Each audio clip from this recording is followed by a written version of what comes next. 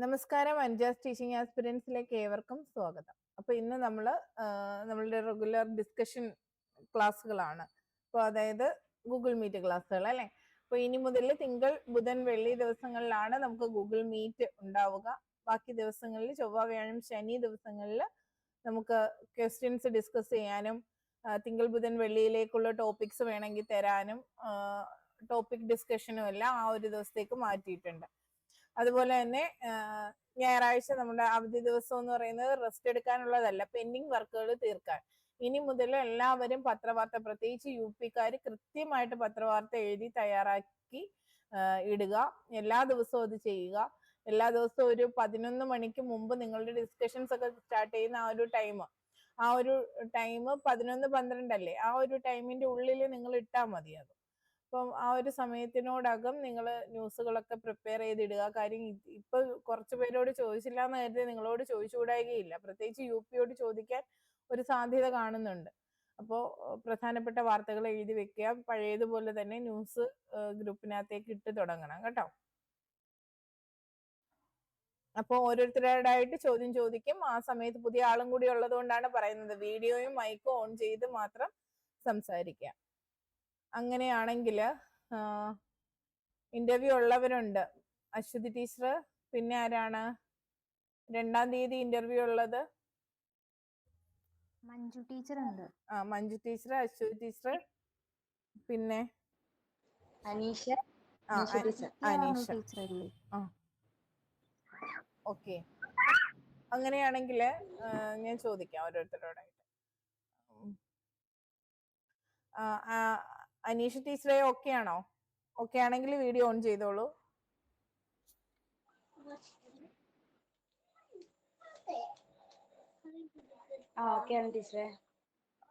ടീച്ചറെ, പിന്നെ പ്രകൃതിയെ കുറിച്ച് ഇന്നത്തെ ഒരുപാട് ക്വസ്റ്റ്യൻസ് ഞാൻ പ്രകൃതിയുമായി ബന്ധപ്പെട്ട ചോദ്യങ്ങൾ ചോദിക്കാനാണ് ആഗ്രഹിക്കുന്നത്. പ്രകൃതിയിലേക്ക് ഇറങ്ങുക എന്ന് പറഞ്ഞ ഒരു ദാർശനികനുണ്ട്. ആരാണത്?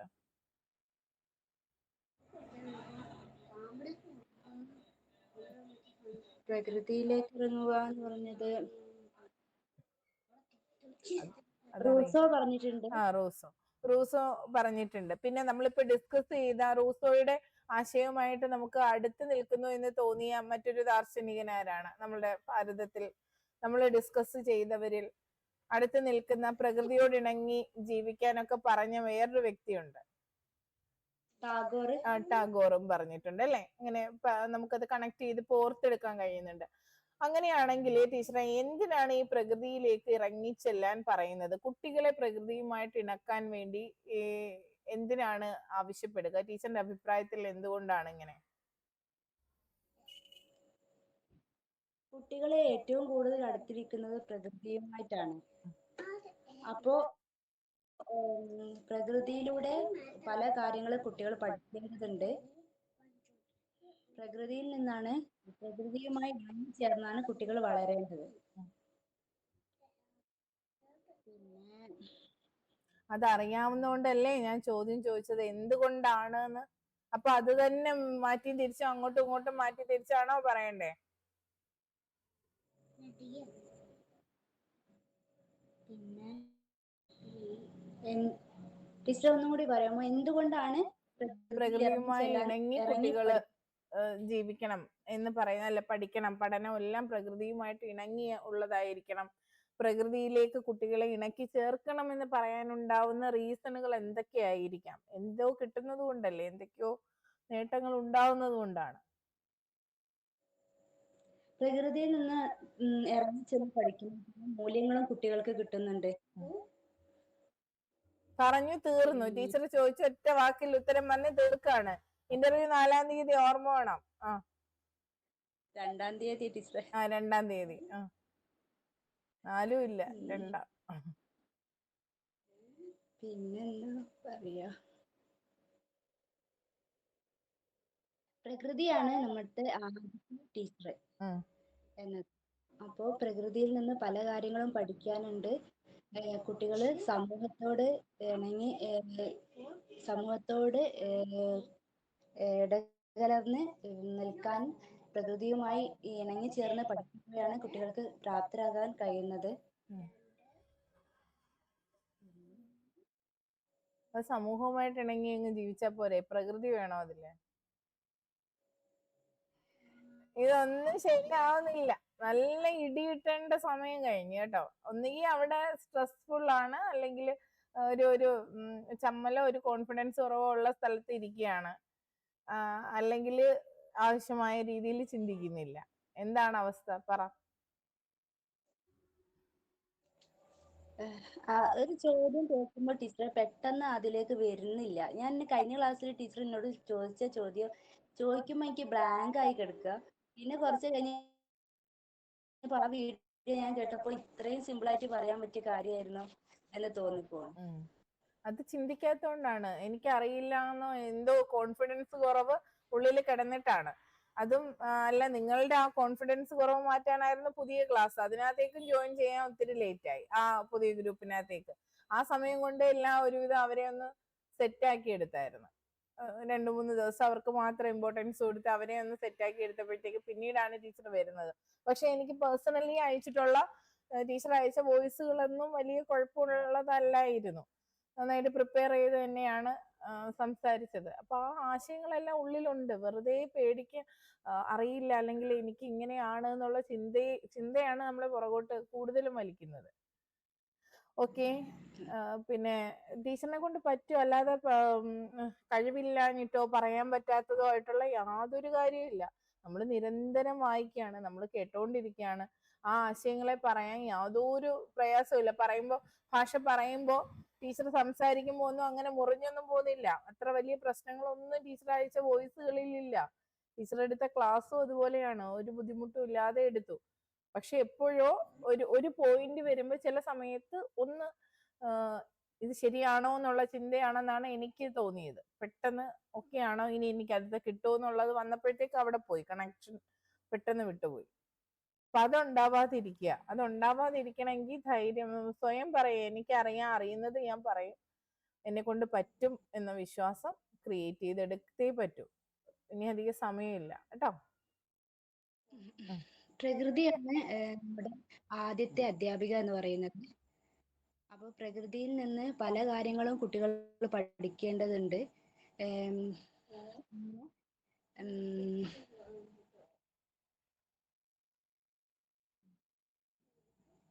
പറ്റും, പറഞ്ഞോ, ഞാൻ ഇവിടെ ഇരിക്കുകയല്ലേ.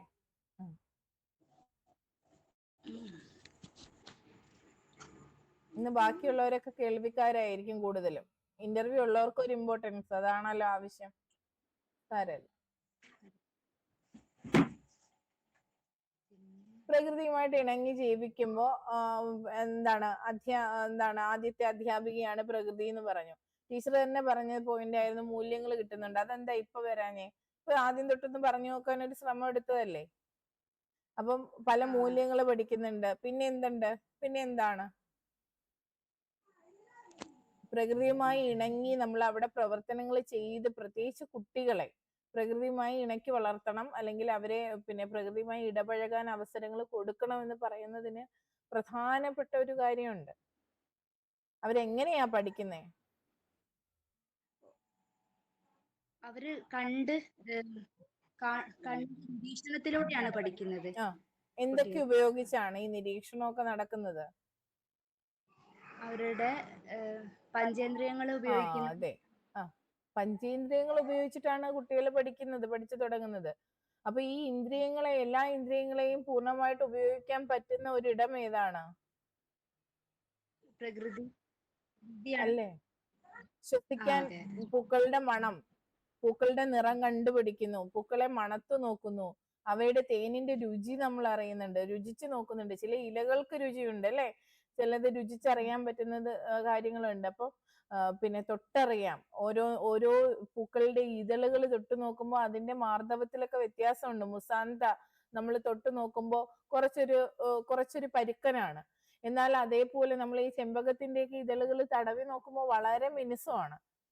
റോസാപ്പൂവിന്റെ ഇതളുകൾ അങ്ങനെയാണ്. റോസകളിൽ തന്നെ വ്യത്യസ്ത ഇതളിന്റെ ടെക്സ്ചറിൽ വ്യത്യസ്തമായിട്ടുള്ള സ്പർശന അനുഭവം തരുന്ന റോസകൾ ഉണ്ട്, ഒരേ ഇനത്തിൽപ്പെട്ട. അപ്പൊ ഇതെല്ലാം തൊട്ടു നോക്കി മനസ്സിലാക്കാൻ പറ്റുന്നുണ്ട്, രുചിച്ചും കണ്ടും കേട്ടും, ശബ്ദങ്ങൾ കേട്ടും, കാറ്റിന്റെ ശബ്ദവും കിളികളുടെ ശബ്ദവും ഒക്കെ കേട്ട് മനസ്സിലാക്കാൻ പറ്റുന്നുണ്ട്.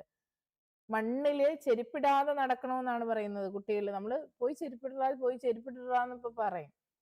അപ്പോ കുറച്ച് സമയം ചെളിയിലും മണ്ണിലും ചെരുപ്പിടാതെ നടക്കാനും മണ്ണ് എടുക്കാനും ഒക്കെയുള്ള അവസരം നമ്മൾ കുട്ടികൾക്ക് കൊടുക്കണമെന്ന് പറയുന്നത് അതുമായി പൊരുത്തപ്പെടാനാണ്. ഇപ്പൊ നമ്മളുടെ മക്കളെ നമുക്ക് ഇറക്കാൻ പറ്റത്തില്ല. കാരണം അവര് ഇത് ശീലമില്ലാത്ത കുട്ടികൾ പ്രകൃതിയിലേക്ക് ഇറങ്ങുമ്പോൾ പെട്ടെന്ന് അസുഖം വരും. അതുകൊണ്ടാണ് നമ്മൾ ഈ കുട്ടികളെ വീണ്ടും റൂമിലേക്ക് പിടിച്ച് ഇടുന്നത്. എന്നാൽ ആ കുഞ്ഞ് ചെറിയ പ്രായത്തിലെ ഇതെല്ലാം ചെയ്തിരുന്നുവെങ്കിൽ നമ്മൾ കണ്ടിട്ടുണ്ട് യൂട്യൂബിലൊക്കെ കുട്ടികളെ സ്വിമ്മിംഗ് പൂളിലേക്ക് അങ്ങ് നീന്തുന്ന പ്രായത്തിൽ തന്നെ എടുത്തിടുന്നത്, തറയിൽ നീന്തുന്ന പ്രായത്തിൽ. ആ സമയത്ത് കുട്ടിക്ക് നീന്താൻ പറ്റും, പഠിക്കാൻ പറ്റും. അവൻ ആ ചെയ്യുന്ന അതേ പ്രോസസ്സ് തന്നെയാണ് നിലത്ത് ചെയ്യുന്നത് തന്നെയാണ് അവര് വെള്ളത്തിലും ചെയ്യുന്നത്. അപ്പൊ മനുഷ്യന് ആ ഒരു കഴിവുണ്ട്. അത് നമ്മൾ പ്രാക്ടീസ് ചെയ്യാതിരിക്കുമ്പോഴാണ് നീന്തൽ അറിയാതെ പോകുന്നത്. തല നേരെ വെക്കാനൊക്കെ ഉള്ള പിന്നെ ഉപകരണങ്ങളുണ്ട് അല്ലേ, നമുക്ക് മുങ്ങിപ്പോകാതിരിക്കാനൊക്കെ ഉള്ള ജാക്കറ്റുകൾ, അതുപോലെ കൈ പൊങ്ങി കുട്ടികൾക്ക് അപകടം പറ്റാതെ, ഇതൊക്കെ വെച്ചിട്ട് അവര് എന്തുകൊണ്ടാണ് ഈ ജലത്തിലേക്ക് അങ്ങ് എടുത്തെറിയുന്നത്? കുട്ടികളെ എടുത്തെറിയുക ചെയ്യുന്നത്. അവർക്ക് അതിനുള്ള ഇണങ്ങി ജീവിക്കാനുള്ള, പൊരുത്തപ്പെടാനുള്ള അവസരം കൊടുക്കലാണ് അവിടെ ചെയ്യുന്നത്. ഇതെല്ലാം പ്രകൃതിയുടെ ഭാഗമാണ് അല്ലേ? അപ്പൊ ഇനി ഒന്നുകൂടിയൊക്കെ ആലോചിച്ച് പറയാൻ പറ്റും. ഓക്കെ, ടെൻഷൻ ഇല്ലാതെ ഇരിക്കുക, ഞാൻ ഇനിയും വിളിക്കും. എന്തെങ്കിലും സ്ട്രെസ്സുകൾ ഉണ്ടെങ്കിൽ എല്ലാം ഒഴിവാക്കി കൂളായിട്ടിരിക്കുക കേട്ടോ. ഓക്കെ, നമ്മൾ ഇത്രയും പേര് കൂടെ ഇല്ലയോ, പിന്നെ എന്താണ് ഈ ടെൻഷൻ? ഓക്കെ, അത് പെട്ടെന്നൊന്നും ഏറ്റെടുക്കാൻ കഴിയില്ല. വേഗം ടെൻഷൻ ആയിപ്പോ. അതൊരു പ്രശ്നമാണ്. അതന്നെയാണ് ഇപ്പൊ ഇന്റർവ്യൂല് എങ്ങനെയുള്ള അതന്നെയാണല്ലോ ഇന്റർവ്യൂലും ചെക്ക് ചെയ്യുന്നത്. അതെ അതെ, അത് മാറ്റിയെടുത്തേ പറ്റൂ. പ്രത്യേകിച്ച് അധ്യാപകരാണ്. അങ്ങനെ ഒരു ടെൻഷന്റെ ആവശ്യമില്ല. ഇനിയുള്ള ദിവസങ്ങളിൽ ടീച്ചർ ചെയ്യേണ്ടത് വായിക്കുക, കിട്ടുന്നതെല്ലാം വായിക്കുക, സ്വയം പറഞ്ഞു നോക്കുക. നമ്മൾ ഇതുവരെ പഠിച്ച ക്ലാസ്സുകളും പിന്നെ ഇതുവരെ നമ്മൾ സംസാരിച്ച കാര്യങ്ങൾ റിപ്പീറ്റ് ചെയ്ത് കേട്ട് എൻ്റെ വോയിസുകൾ നിങ്ങൾ എല്ലാവരും സ്റ്റാർ ചെയ്ത് വെക്കുന്നുണ്ടെന്നാണ് എൻ്റെ വിശ്വാസം. ഞാൻ ഇടുന്ന വോയിസുകളോ അല്ലെങ്കിൽ അതുപോലെ ക്ലാസ്സുകളോ ഒക്കെ നിങ്ങൾ സ്റ്റാർ ചെയ്ത് വെക്കും എന്നാണ് എൻ്റെ വിശ്വാസം. അതൊക്കെ വീണ്ടും റിപ്പീറ്റ് ചെയ്ത് കേൾക്കുക, നോട്ടുകൾ എടുത്തു വെച്ച് വായിച്ചിട്ട് സ്വയം ഇങ്ങനെ പറഞ്ഞു നോക്കുക. കേൾക്കുന്നില്ലേ ടീച്ചറെ? കേൾക്കില്ല, ഇപ്പൊ കേൾക്കുന്നുണ്ടോ? ഞാൻ ഒന്നുകൂടി പറഞ്ഞു നോക്കട്ടെ. എന്താ ടീച്ചറെ? ഈ പ്രകൃതിയിലേക്ക് കുട്ടികളെ ഇറക്കണമെന്ന് പറഞ്ഞതിന്റെ കാരണം ഒന്നും കൂടി പറഞ്ഞു നോക്കട്ടെ. ഓക്കെ, പറഞ്ഞോ.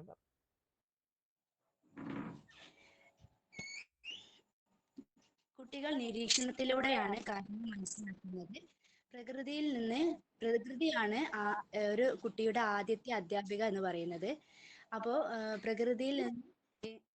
പ്രകൃതിയിലേക്ക് ഇറങ്ങിച്ചെന്ന് കുട്ടികൾ കുട്ടികളുടെ പഞ്ചേന്ദ്രിയങ്ങൾ കൊണ്ട് പല നിരീക്ഷണങ്ങളും നിരീക്ഷണത്തിലൂടെ പല കാര്യങ്ങൾ കുട്ടികൾ പഠിക്കുന്നു. അതുകൊണ്ടാണ് പ്രകൃതിയിലേക്ക് ഇറങ്ങി ചെന്ന് പഠിക്കണം എന്ന് പറയാൻ കാരണം. ഓക്കെ, വലിയ പ്രശ്നങ്ങളില്ലാതെ പറഞ്ഞു. അപ്പൊ ഈ പഞ്ചേന്ദ്രിയങ്ങൾ ഉപയോഗിച്ചും നിരീക്ഷിച്ചും പരീക്ഷിച്ചും ഒക്കെ പഠിക്കാൻ ഇഷ്ടപ്പെടുന്ന അങ്ങനെ ഒരു പ്രകൃതക്കാരായ കുട്ടികളാണ് പ്രൈമറി ക്ലാസ്സുകളിലുള്ളത്. അതുകൊണ്ട് തന്നെ അവരെ കൂടുതലും പ്രകൃതിയുമായി ഇണക്കി തന്നെയാണ് പഠിപ്പിക്കേണ്ടതും. ഇങ്ങനെയുള്ള കാര്യങ്ങൾ സ്വാഭാവികമായി കുട്ടിക്ക് പഠിച്ചെടുക്കാൻ സാധിക്കും. അപ്പോൾ ചെയ്തു പഠിക്കുന്ന കാര്യങ്ങളായതുകൊണ്ട് അത് ഓർമ്മയിൽ നിൽക്കുകയും ചെയ്യും. ഇത്രയെങ്കിലും പറഞ്ഞൊന്ന് കണക്ട് ചെയ്ത് വെക്കാൻ നമ്മളെ കൊണ്ട് പറ്റണം കേട്ടോ. ഓക്കെ, അപ്പൊ ഇനി ഓഫ് ചെയ്തോളൂ. അടുത്ത ആളോട് ചോദിക്കട്ടെ.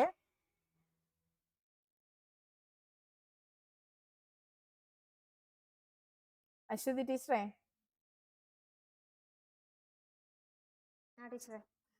ഒരുവിധം എല്ലാ ആശയങ്ങളും പ്രകൃതിയുമായി ഇണക്കി നമുക്ക് പഠിപ്പിക്കാനാകുമോ? ഗണിതമൊക്കെ നമുക്ക് പ്രകൃതിയുമായിട്ട് ഇണക്കി പഠിപ്പിക്കാൻ കഴിയുന്ന ഒന്നാണെന്ന് തോന്നുന്നുണ്ടോ? ഗണിതം പഠിപ്പിക്കാൻ പറ്റും. ഒരുവിധം എല്ലാ വിഷയങ്ങളും നമുക്ക് പ്രകൃതിയിൽ നിന്ന് തന്നെ പഠിക്കാൻ കഴിയുന്നതാണ്.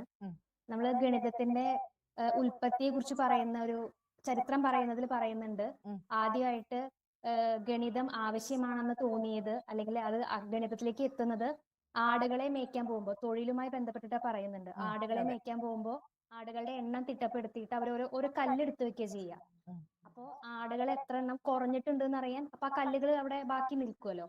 അങ്ങനെയാണ് അവര് ഗണിതം അതിന്നാണ് പിന്നെയാണ് എണ്ണം എന്നുള്ള അതിലേക്കൊക്കെ വരുന്നത്. അതേപോലെ ഇതുപോലെ വീട് തന്നെയായിരുന്നു സമയം കണ്ടെത്താനും ഇതുപോലെയാണ് ജോലിയിൽ ഏർപ്പെട്ടിരുന്ന പ്രത്യേകിച്ച് കർഷകർ, ആട് മേയ്ക്കാൻ പോകുന്നവര് അങ്ങനെയൊക്കെ ഉള്ളവര് നിഴലനുസരിച്ചായിരുന്നു സമയം നോക്കിയിരുന്നത്. പിന്നീട് അതിനുള്ള ഓരോരോ കണ്ടെത്തലുകൾ പിന്നീട് ക്ലോക്കിലേക്ക് പോകുന്നത്, അങ്ങനെ ഓരോന്നും നമ്മളുടെ ആവശ്യങ്ങളിൽ നിന്നാണ് ഉടലെടുത്തത് അല്ലേ? അതെ. പിന്നെ ഇപ്പോ ജാമിതീയ രൂപങ്ങൾ പറയുകയാണെങ്കിലും ഇതേപോലെ തന്നെയാണ്. ഒരിക്കലും ഒരു ചോദ്യം കണ്ടിട്ടുണ്ടായിരുന്നല്ലോ, എന്തുകൊണ്ടാണ് വൃത്താകൃതിയിൽ കിണർ കുഴിക്കുന്നത് എന്ന്. അതിപ്പോ ആ ആകൃതി എന്ന് പറയുന്നത് ഏറ്റവും കൂടുതൽ വെള്ളം കൊള്ളുന്നതും ഒക്കെ എല്ലാം നോക്കിയിട്ടാണ് നമ്മളത് ആ ഒരു ആകൃതി സെലക്ട് ചെയ്യുന്നത്, തിരഞ്ഞെടുത്തിട്ടുള്ളത്. അപ്പൊ പ്രകൃതിയിൽ നിന്ന് ഇപ്പോ ഗണിതത്തിലാണെങ്കിൽ ഇപ്പൊ അംഗഗണിതമാണെങ്കിലും അതേപോലെ ബീജഗണിതമാണെങ്കിലും ഇതേപോലെ ജാമിതി ഒക്കെ ആണെങ്കിൽ തന്നെ നമുക്ക് പ്രകൃതിയിലെ വസ്തുക്കൾ ഉപയോഗിച്ചിട്ടും, ഇപ്പൊ ടീച്ചർ പറഞ്ഞ പോലെ സമയം കണക്കാക്കിയത് സൂര്യനെ നോക്കിയിട്ടാണെന്ന് പറഞ്ഞില്ലേ, ഇതേപോലെ നമുക്ക് ഗണിതം എന്നല്ല ഏതൊരു വിഷയവും പ്രകൃതിയിൽ നിന്ന് തന്നെ പഠിക്കാവുന്നതാണ്. ഓക്കെ, അപ്പൊ ഏതൊരു വിഷയവും നമുക്ക് പ്രകൃതിയുമായി ഇണക്കി തന്നെ പഠിപ്പിക്കാനാകും എന്നത് തന്നെയാണ് ടീച്ചറിന്റെ വിശ്വാസം അല്ലേ? അതെ, എന്റെ വിശ്വാസമാണ്. അപ്പൊ അങ്ങനെ തന്നെയാണ്, അത് നമ്മൾ ധൈര്യമായിട്ട് നമ്മൾ ഇതുപോലെ പറയുന്നു. പ്രകൃതിയുമായി ഇണക്കി തന്നെയാണ് കുട്ടിയെ ആദ്യകാലങ്ങളിൽ പഠിപ്പിക്കേണ്ടതും പിന്നീട് അവൻ വളരുന്നതനുസരിച്ച് പ്രകൃതിയുമായി യോജിച്ച് ജീവിക്കാനുള്ള കുറച്ച് സമയമെങ്കിലും കുട്ടികൾക്ക് കൊടുക്കണം, കുട്ടികൾക്കും മുതിർന്നവർക്കും കേട്ടോ. അത് എന്തുകൊണ്ടാണെന്നുള്ളതാണ് അടുത്ത ചോദ്യം ഞാൻ ചോദിക്കാം. അത് കഴിയുമ്പോൾ നിങ്ങൾ തന്നെ ഉത്തരം പറയണം. അങ്ങനെയാണെങ്കിൽ മഞ്ജു ടീച്ചറെ ഓൺ ചെയ്തോളൂ.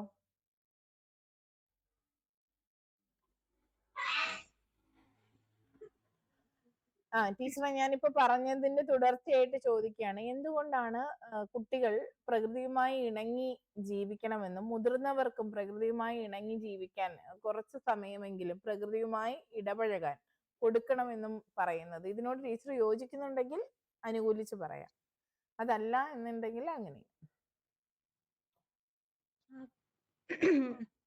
പ്രകൃതിയോട് ഇണങ്ങി ജീവിക്കണമെന്ന് തന്നെയാണ് എന്റെ അഭിപ്രായം. കാരണം പ്രകൃതിയിൽ നിന്ന് തന്നെയാണ് കുട്ടികൾ വളർന്നു വരുമ്പോ ഓരോ കാര്യങ്ങളും പഠിക്കുന്നത്. കുട്ടികളായ അവര് തന്റെ പഞ്ചേന്ദ്രിയങ്ങൾ ഉപയോഗിച്ച് ഓരോ കാര്യങ്ങള് സ്പർശിച്ചും മണത്തും കേട്ടും കണ്ടുമാണ് കുട്ടികൾ പഠിക്കുന്നത്. ഈ കുട്ടി പ്രകൃതിയോട് ഇണങ്ങി വളർന്ന ആ കുട്ടി തന്നെയാണ് വലിയ തലമുറയിൽ എത്തുമ്പോ പ്രകൃതിയെ സ്നേഹിക്കുന്നതും പ്രകൃതിയെ പരിപാലിക്കുന്ന ഒരാളായിട്ട് വളർന്നു വരുന്നത്. ഈ പ്രകൃതിയോട് ഇണങ്ങി വളരുമ്പോഴാണ് ഒരാൾക്ക് നല്ലൊരു ഗുണങ്ങൾ ഉണ്ടാകുന്നത്. നല്ല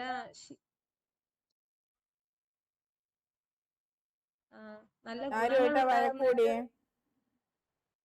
എന്തോ ടീച്ചർ? ആരുമായിട്ടാ വഴക്കൂടിയേ?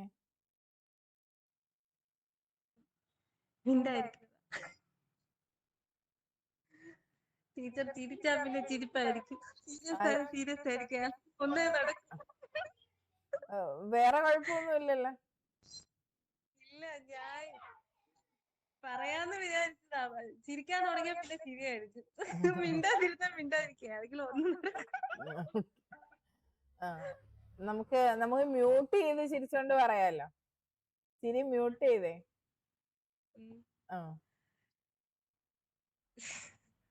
കോൺഫിഡൻസോടുകൂടി പറഞ്ഞോളൂ, പക്ഷെ അതൊരു നിർബന്ധിച്ച് പറയിപ്പിക്കുന്ന ഒരു ഫേസ് വരരുത്. ഇതെല്ലാം ഇമ്പോർട്ടന്റ് ആണ്. നമ്മുടെ ഫീച്ചേഴ്സ്, നമ്മൾ ഇരിക്കുന്ന സ്റ്റൈല്, നമ്മൾ മറുപടി പറയുന്ന രീതി, ഇതെല്ലാം അവര് ചോദിക്കുമ്പോൾ അവരോടൊരു താല്പര്യം ഇല്ലാത്ത കണക്ക് നമ്മൾ മുഖം ഇറക്കി സംസാരിക്കരുത്. അവരെ കളിയാക്കുന്നത് പോലെ നമ്മൾ ഭയങ്കരമായിട്ട് ചിരിച്ച് സംസാരിക്കരുത്. പക്ഷെ ഒരു മിതമായിട്ട് ഒരു പുഞ്ചിരിയോടുകൂടി സംസാരിക്കാൻ പറ്റും. ഇത് എന്ത് കേട്ടാൽ ഇത് പറഞ്ഞു തന്നാൽ എന്നെ കൊണ്ട് പറ്റുമോ എന്ന് പറഞ്ഞോണ്ടായിരിക്കുന്നേ.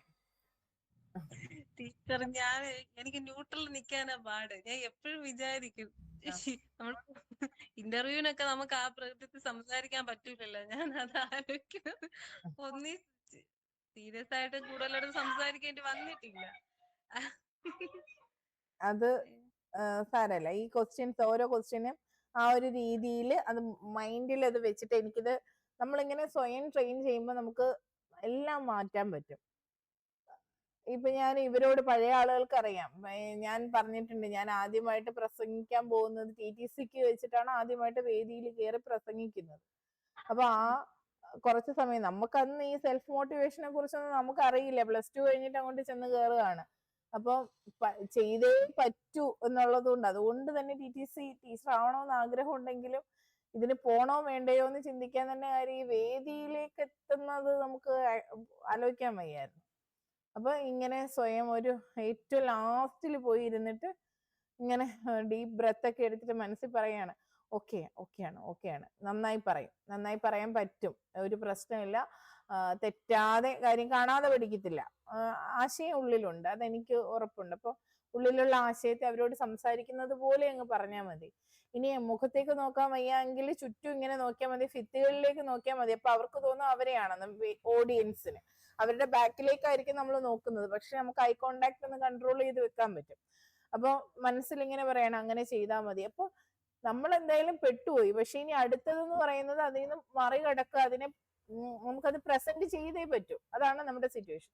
അപ്പൊ നമ്മൾ എന്താ അവിടെ ഇരുന്ന് ആ സമയത്ത് ഓക്കെയാണ്, ഇങ്ങനെയൊക്കെ ചെയ്യണമെന്ന് പ്ലാനിങ് ആണ്, ഇങ്ങനെയൊക്കെ ചെയ്യണം എന്ന് പറഞ്ഞ് ചെന്ന് സംസാരിച്ചു.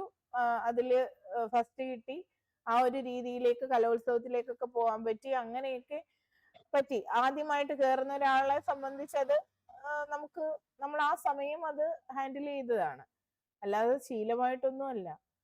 അപ്പൊ ടീച്ചറിന് പറ്റും. അതുകൊണ്ടാണ് ഞാൻ ഈ സപ്പോർട്ട് ചെയ്യുന്നത്. മൈൻഡിൽ ഇങ്ങനെ പക്ഷെ ഉറപ്പിക്കുക, ഞാൻ ഇങ്ങനെയാണ്, ഹാപ്പി ആയിട്ടിരുന്നത്. ഇപ്പൊ ടീച്ചർ കേൾക്കുന്ന ആ ഒരു രീതി ഉണ്ടല്ലോ, ചിരിച്ചുകൊണ്ട് കേൾക്കുന്നു. അപ്പൊ അപ്പോഴ് ആ ഒരു രീതിയിൽ തന്നെ ഇതേ രീതിയിൽ ഇപ്പൊ ഇരിക്കുന്നത് പോലെ ഇതേ രീതിയിൽ സംസാരിക്കുക. നമ്മളോട് ഒരു ക്വസ്റ്റ്യൻ കേൾക്കുമ്പോൾ ഹാപ്പി ആയിട്ട് അവരെ അംഗീകരിക്കുന്നു എന്ന് തോന്നുകയാണെങ്കിൽ ആ ക്വസ്റ്റ്യൻ കേട്ട് ഇങ്ങനെ തലയാട്ടി മനസ്സിലാക്കി എന്നിട്ട്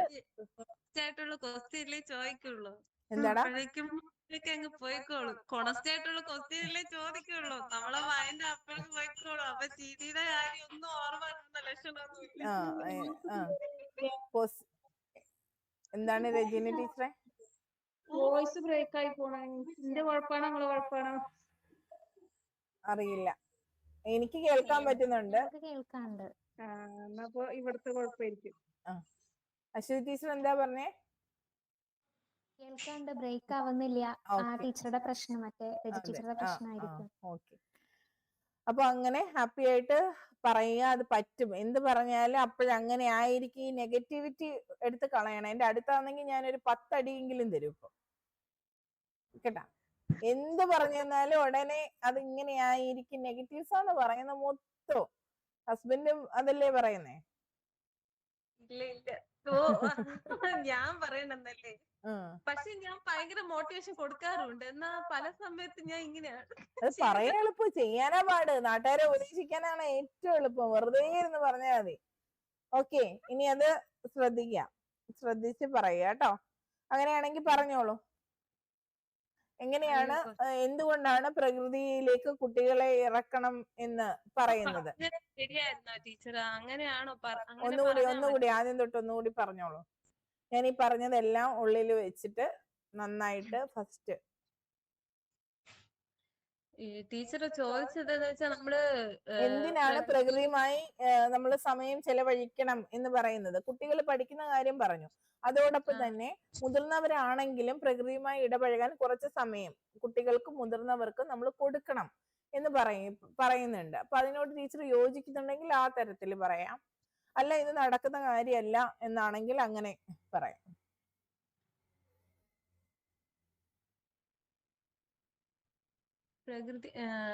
പ്രകൃതിയിൽ തന്നെയാണ് കുട്ടികളായാലും മുതിർന്നവരായാലും പ്രകൃതിയിൽ നിന്ന് തന്നെയാണ് അവര് ഓരോ കാര്യങ്ങൾ പഠിച്ച് മുന്നോട്ട് പോകുന്നത്. ഇപ്പോ കുട്ടികളായിരുന്നാൽ അവര് തന്റെ പഞ്ചേന്ദ്രിയങ്ങൾ ഉപയോഗിച്ച് പുതിയ കാര്യങ്ങള് പഠിക്കുന്നതും തൊട്ടും മണത്തും രുചിച്ചും ഒക്കെ അറിയുന്നതും മണ്ണുമായിട്ട് ഇടപഴകി പെരുമാറുന്നതും എല്ലാം അവര് പ്രകൃതിയുമായിട്ട് ചേർന്നാണ്. ഇപ്പോ കുട്ടികൾക്ക് ഇത് മണ്ണിലും ചെളിയിലും ഒക്കെ അവർ കളിക്കുമ്പോൾ അവർക്ക് നല്ല പ്രതിരോധ ശക്തി കിട്ടുന്നുണ്ട്. അതുപോലെ തന്നെ അവര് പ്രകൃതിയിലെ ഓരോ അനുഭവങ്ങൾ അവർക്ക് പുതിയ പുതിയ പാഠങ്ങൾ നൽകുന്നുണ്ട്. അതുകൊണ്ട് തന്നെ ഇതിൽ നിന്ന് പഠിച്ചു പോകുന്ന ഓരോ കാര്യങ്ങള്, ഓരോ പുതിയ പുതിയ അറിവുകൾ കുട്ടികൾ പ്രകൃതിയിൽ ആർജിക്കുന്നുണ്ട്. ആ കുട്ടികൾ തന്നെ മുതിർന്നവരാകുമ്പോ അവർക്ക് പ്രകൃതിയുമായിട്ട് അവരെ സംരക്ഷിക്കുന്നതിനുള്ള പുതിയ ഒരു മനസ്സ് അവർക്കുണ്ടാകുന്നുണ്ട്. അത് പോയിട്ട് പ്രകൃതിയുടെ നല്ല വായു ശ്വസിച്ച് ശരിയാണ്. ശരിയാന്നില്ലെന്ന് മനസ്സിലായ? ഉരുണ്ട് വരണ്ട് ഇപ്പോഴും പഠനത്തിൽ മാത്രം നിൽക്കുകയാണ്. ആരൊക്കെയോ പറഞ്ഞു, ടീച്ചറും പറഞ്ഞു. അപ്പൊ പിന്നെ ആ പോയിന്റ് തന്നെ പറയുകയാണ്. മുതിർന്നവരുടെ കാര്യമൊക്കെ ഞാൻ ചോദിച്ചു. മുതിർന്നവരും കുട്ടികളും പ്രകൃതിയിലേക്ക് ഇടപഴകാൻ കുറച്ച് സമയം അവർക്ക് കൊടുക്കണം എന്ന് പറയുന്നത് എന്തുകൊണ്ടാണ് എന്ന് ചോദിക്കുമ്പോൾ, കൊച്ചുങ്ങളെ കുഞ്ഞിലേ തൊട്ട് കളിക്കുന്നു. അപ്പൊ അതുപോലെ അങ്ങ് കളിച്ച് നടന്നാൽ പോരാ. അതിന് എന്തോ കാരണങ്ങളുണ്ട്, എന്തൊക്കെയോ കാരണങ്ങളുണ്ട്. എന്തുകൊണ്ടാണ് അങ്ങനെ പറയുന്നത് എന്നാണ് ചോദിച്ചത്. ഓക്കെ, അശ്വതി ഒന്ന് പറഞ്ഞ. അശ്വതി രാമചന്ദ്രൻ, അശ്വതി എം എസ്, ശ്രീചന്ദല്ല, ശ്രീ എം എസ്. ഒരു കുട്ടി തന്റെ ഔപചാരിക വിദ്യാഭ്യാസം തുടങ്ങുന്നതിന് മുമ്പ് തന്നെ അവൻ പ്രകൃതിയുമായി ഇടപെട്ട് കുറെ കാര്യങ്ങൾ ആരും പറഞ്ഞു കൊടുക്കാതെ തന്നെ അവൻ സ്വയം മനസ്സിലാക്കുന്നുണ്ട്. മഴയെ പറ്റിയും മണ്ണിനെ പറ്റിയും കാറ്റ് തുടങ്ങിയ എല്ലാത്തിനെ പറ്റി അവനൊരു അവയർനെസ് സ്കൂളിൽ പോകുന്നതിന് മുമ്പ് തന്നെ കിട്ടുന്നുണ്ട്. ഇതും കൊണ്ട് സ്കൂളിലേക്ക് പോകുന്ന ഒരു കുട്ടി പ്രകൃതിയിലെ പല സത്യങ്ങളും അവൻ മനസ്സിലാക്കിയാണ് ചെയ്യുന്നത്.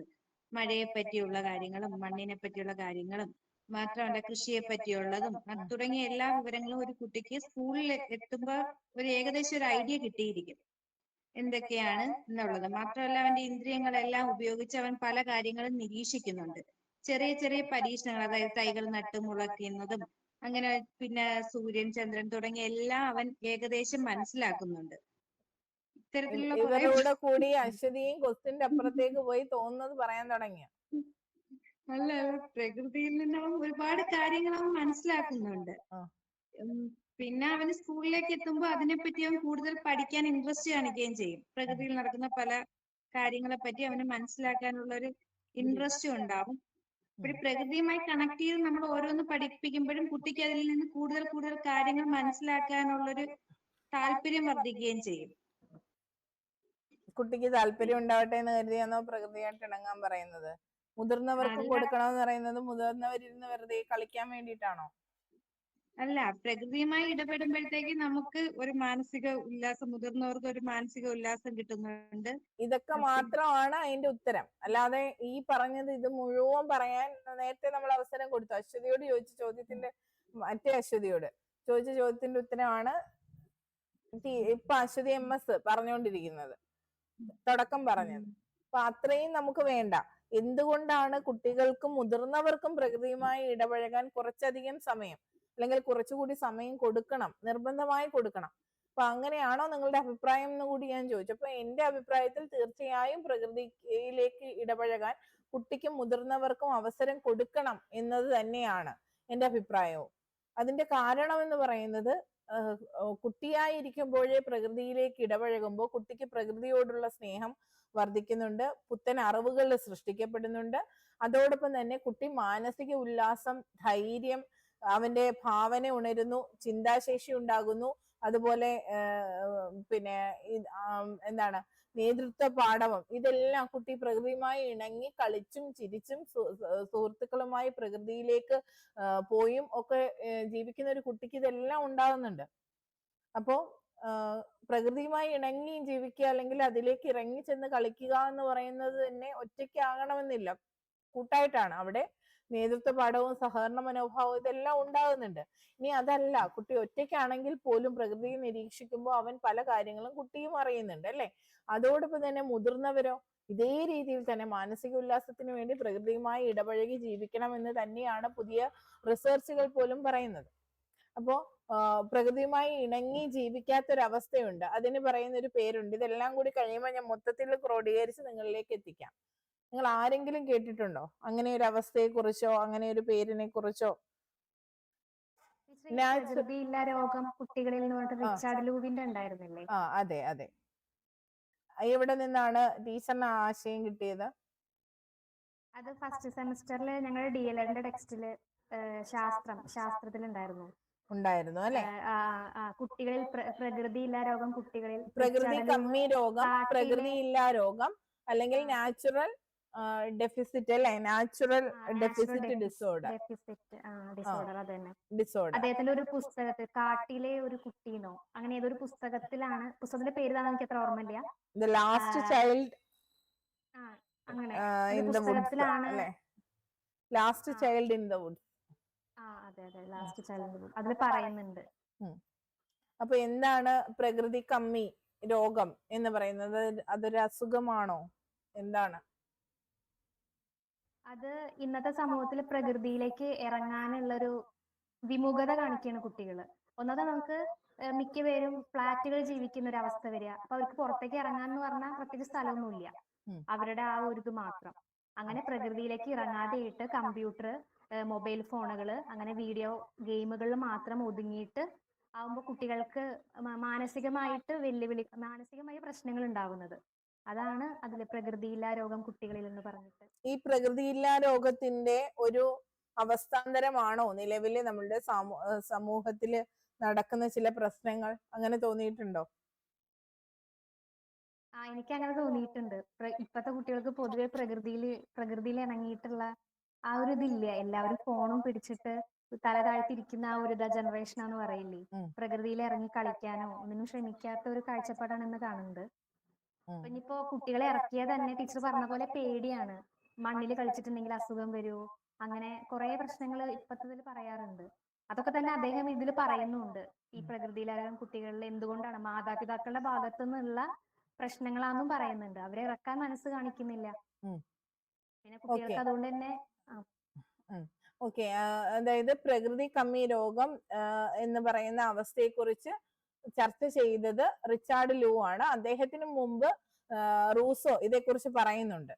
പക്ഷെ ഇതിനെ പ്രചാരണം കൊടുത്തതും അദ്ദേഹം കോയിൻ ചെയ്തൊരു വേർഡ് ആയിട്ടാണ് ഇപ്പോൾ നാച്ചുറൽ ഡെഫിസിറ്റ് ഡിസോർഡർ എന്ന് പറയുന്ന വാക്കിനെ റിച്ചാർഡ് ലൂവിന്റെ പേരിലാണ് അറിയപ്പെടുന്നത്. എങ്കിലും നമ്മളുടെ റൂസോയും ഇതേക്കുറിച്ച് സംസാരിച്ചിട്ടുണ്ട് എന്നുള്ളത് നമ്മളൊന്ന് ഓർത്ത് വെക്കുക.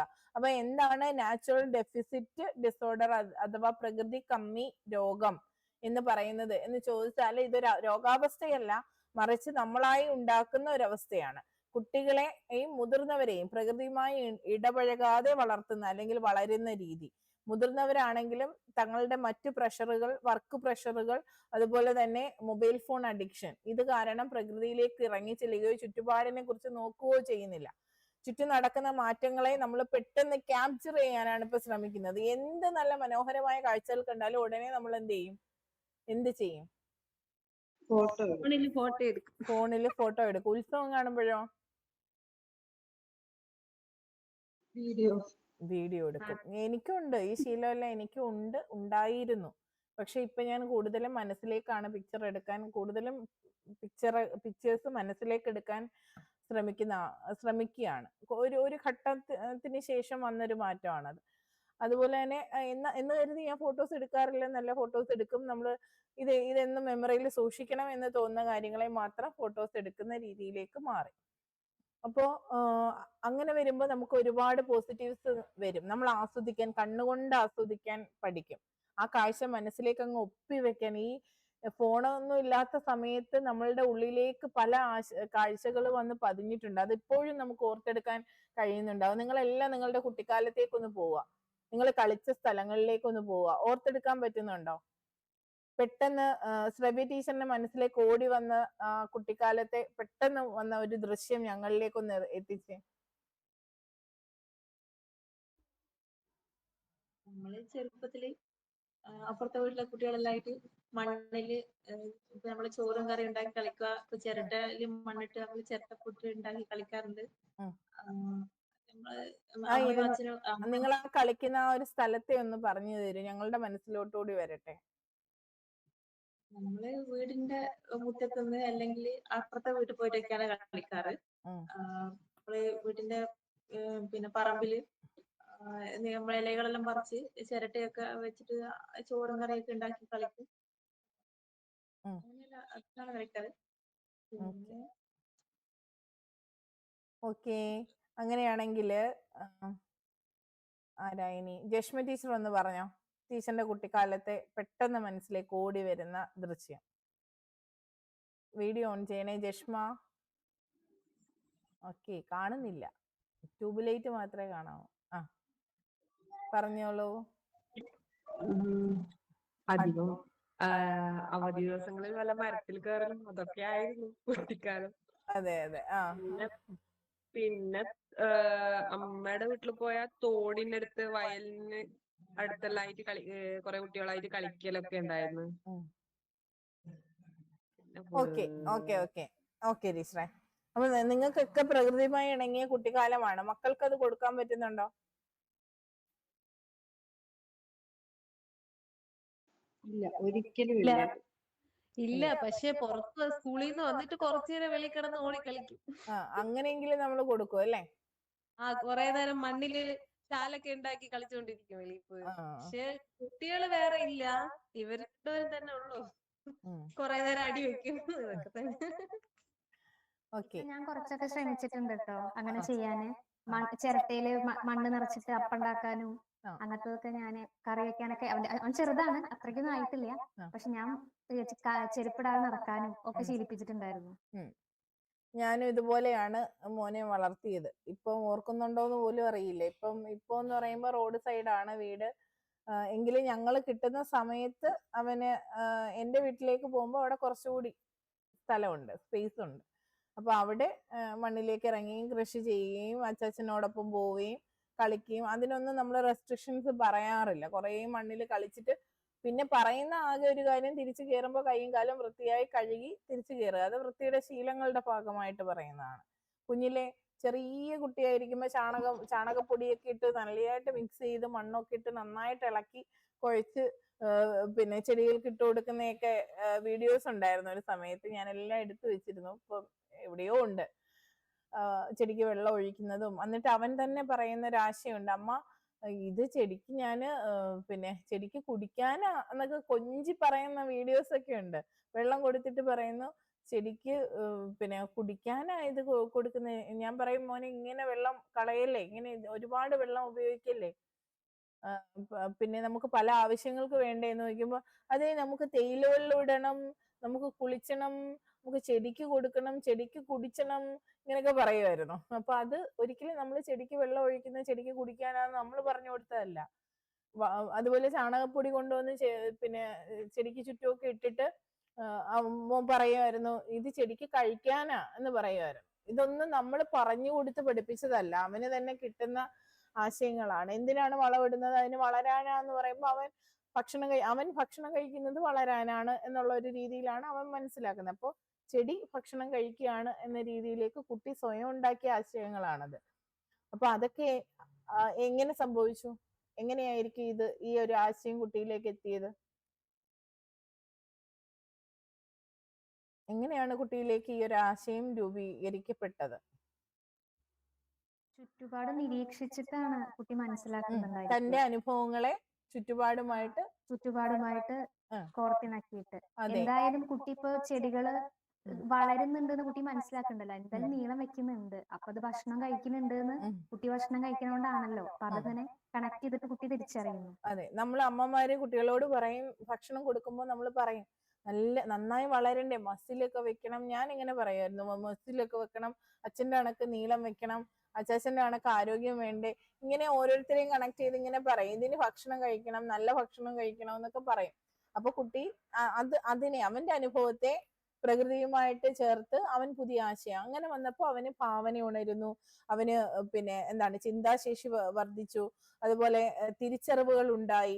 ഒരുപാട് വെള്ളം ഒഴിച്ചാലും ചെടികൾ ചീഞ്ഞു പോകും, അതിന്റെ ആവശ്യത്തിന് മിതമായി ഉപയോഗിക്കണം. അതുപോലെ ഒരുപാട് വളമിട്ടാലും ചെടി കരിഞ്ഞു പോകും. അതൊക്കെ അവൻ ചെയ്തു പഠിക്കുന്നതാണ്. ഓരോന്നിന് ഇപ്പൊ വെള്ളം ഒഴിക്കാൻ ഓരോ സമയമുണ്ട്. ഇങ്ങനെയൊക്കെയുള്ള കാര്യങ്ങളെല്ലാം കുട്ടി അവിടെ ചെയ്ത് പഠിക്കലായിരുന്നു. അതിലൂടെ നമ്മൾ ഉദ്ദേശിക്കാത്ത തരത്തിലുള്ള ഡെവലപ്മെന്റ്, പെട്ടെന്ന് കുട്ടി പലതും അവന്റെ പദസമ്പത്ത് വർദ്ധിക്കുന്നുണ്ട്.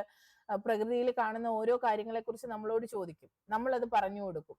അപ്പോൾ കുട്ടിയിലേക്ക് ആ പദസമ്പത്ത് രൂപപ്പെടും. വാക്കുകളും വാക്യങ്ങളും പെട്ടെന്ന് അവൻ പറയുകയും ഇണക്കി ചേർത്ത് കൂട്ടി യോജിപ്പിച്ച് കോർത്തിണക്കി പറയാൻ പഠിക്കും. അതുപോലെ പ്രകൃതിയുമായി ഇണങ്ങി കളിച്ച് നടക്കുന്ന കുട്ടിയിൽ നല്ല ഉല്ലാസം ഉണ്ടാവും, സന്തോഷവും പ്രകൃതി നിരീക്ഷണവും ഒക്കെ ചെയ്യപ്പെടുമ്പോൾ സന്തോഷം ഉണ്ടാകും.